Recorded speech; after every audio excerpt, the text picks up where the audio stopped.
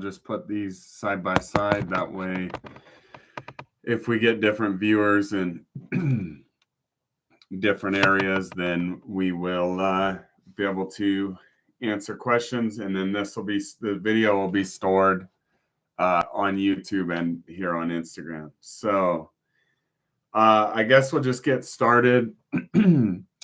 Some of you guys have read the race recap already.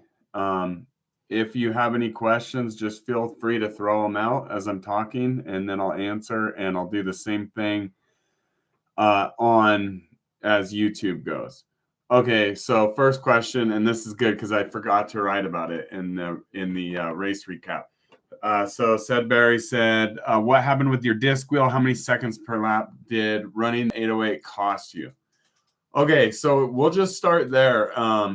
A lot of you guys know I could go into like all the little details about how I wasn't feeling well before the race, but it doesn't matter. One thing that does matter is it's funny, like some people hear, oh, you have an upset stomach during the race, then they assume that it's like your fueling strategy or this and that. Dude, I was just sick. I had a stomach bug. It had nothing to do with my fueling or anything like that. So it's just a separate issue. But so back to Sedberry's question. So what happened with the disc wheel is on the disc wheel, there's a little tensioner that tensions down the bearings in the hub, and you have to tighten it to a certain spec. Then once you tighten it, there's a little screw that screws in and it clamps it down. So like 3 months ago, I stripped that screw out because I'm an idiot. I took the wheel to Rich. He fixed it for me. That little clamp is $50. So rather than buy a new clamp, he like tapped a screw in there, and he told me about 5 times. He said, do not over tighten this. So I was fiddling with that, adjusting it. And then I was tightening it down as I was talking to somebody at the race, not paying attention. And I snapped the screw. So I could no longer adjust it.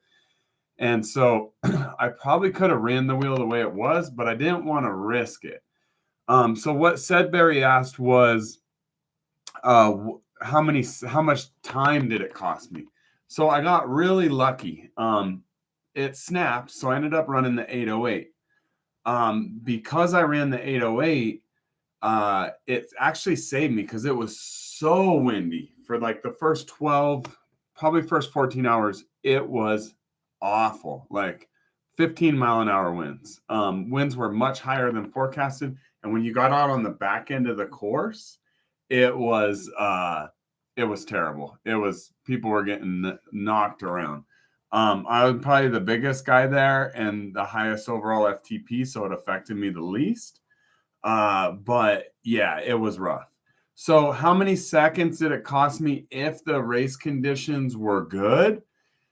It probably would have been, I would just put it in the terms of watts, and I would say, because the bearings are a little older in that wheel and all that, I would say probably cost me 3 watts. So overall, I would say it would have ended up costing me 5 miles. If I would have done 500 miles, it would end up costing me 5 miles.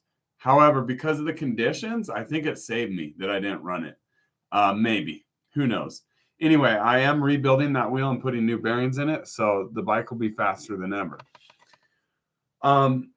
So you guys that just joined, feel free to ask any questions you want. I'm just going to kind of go over the race. Where we started at was with the broken wheel. We all, and then, I was saying, like, I go into a lot of detail about how I was sick or why I was sick or whatever, but it had nothing to do with like my feeling or nutrition or anything like that. It's just like a stomach bug that I had before.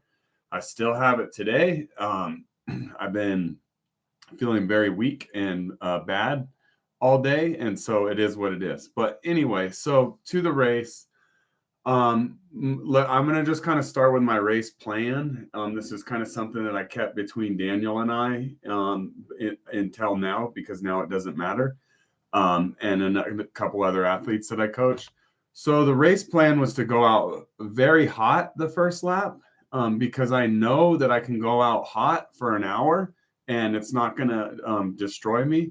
So my plan was to do about 260 to 280 watts for the first lap, and then dial it back to 240.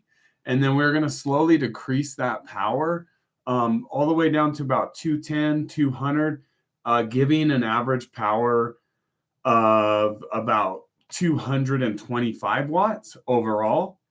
And so with that average power, if the course, if the winds wouldn't have been as bad, we would have been looking at like 540 watts.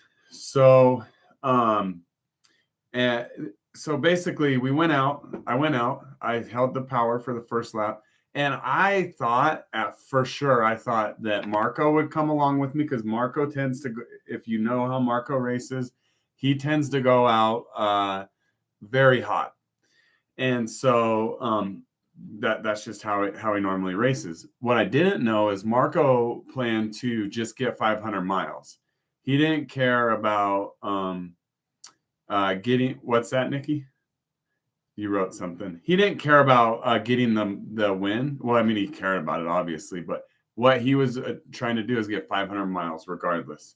So he did not chase. And then there was a new guy, Josh, and this kind of sounds mean, but I wanted to get him to go because I knew that he didn't have as much experience in ultra. Oh, 540 miles. Yeah, I meant 540 miles, not watts. So I kind of thought, like, if I can get him to go this first lap, and then maybe he might blow up a little and he'd be less of a threat. He didn't go either. And then I thought possibly Mads Frank would go with me on the first lap. He didn't go either. So we came around, we launched out the backstretch, turned that right corner, and I'm in my TT position. And so I look to the right. That was another thing too. My neck has just been destroyed before the race, after the race. Anyway, I got plenty of excuses. But so I turned and looked, and like everybody was way back, like a mile back, and we were only like a few miles into the race. So I was very shocked by that, but I still I didn't want to, like, okay, well, now I'll just pull back to 240. I just stuck with plan. So I shoot around that first lap, and at some point, if you guys have Garmin's and a power meter and a heart rate monitor, what the Garmin. Hey, Kyle just joined on YouTube. Feel free to type any questions, bro. So you guys know, if you have a Garmin, what it does is it calculates your fitness level based off your weight, your heart rate, and your power. Every other time I've gone to a race, RAO, any race at sea level, the last time I went to Worlds, when you drop to sea, because I live at 5,000 feet. So when you drop to sea level, you automatically get this huge fitness bump. It's like always says +5, +7. Hold up. We got a question. Do you think the lap ultras are tougher mentally than out and back loops?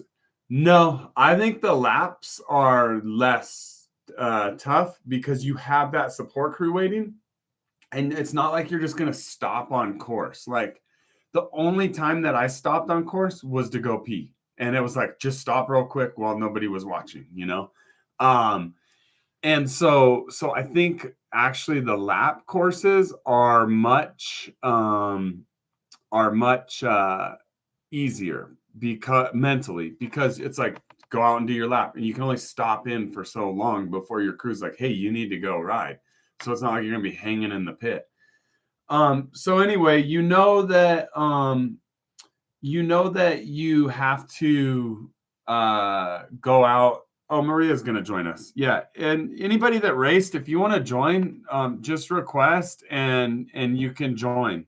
You can join in. I think I let her join in. We'll see.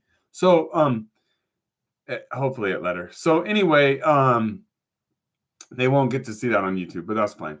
So anyway, with the Garmin, it calculates your performance. So the very first thing, like, besides everything that I was feeling like crap, we go out and the Garmin says I'm -7. That's never happened. I've never gone to sea level. Oh, it ended. Why did it end?